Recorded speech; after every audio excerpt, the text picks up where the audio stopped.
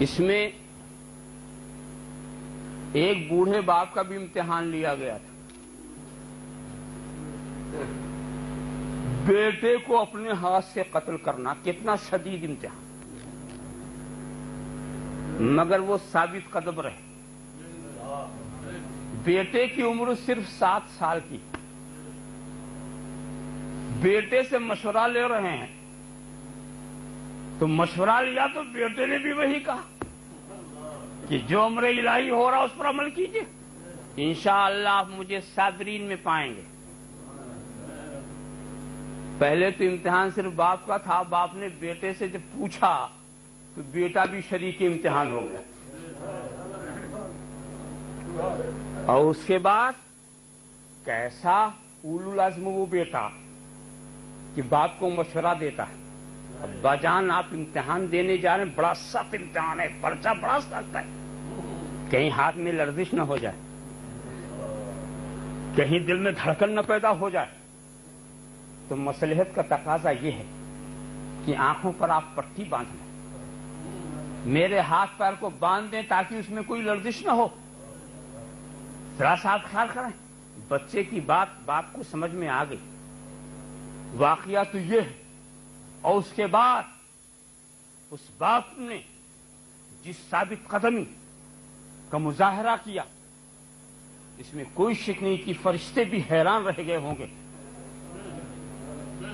وہ سمجھ گئے ہوں گے انی اعلم ما لا تعلمون کا مطلب کیا ہے.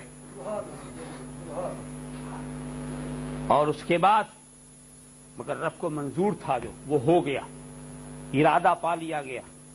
ان کے کرنے والا جو کام تھا انہوں نے کر دیا، رب نے بچایا اور لا کے دمبا رکھ دیا، دمبا کٹ گیا، بات ختم ہو گئی.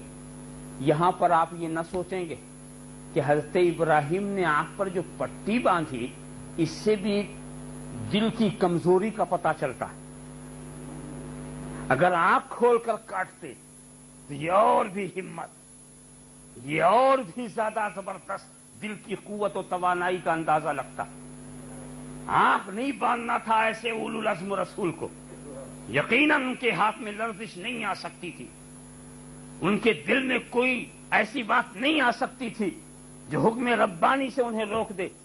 وہ معصوم ہیں، وہ آنکھ کھول کر کے بھی وہی کام کر سکتے تھے. مگر نہیں دوستو، خدا کی مصلحت کچھ اور تھی.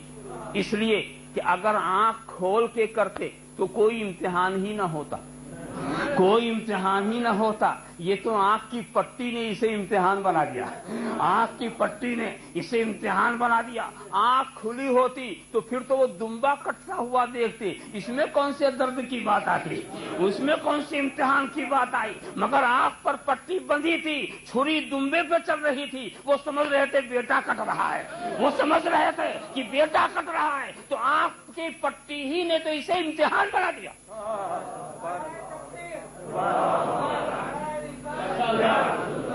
جب اس چیز کو آپ نے سمجھا تو بہرحال مگر بوڑھا باپ کامیاب ہو گیا، بوڑھا باپ کامیاب ہو گیا زبردست امتحان میں.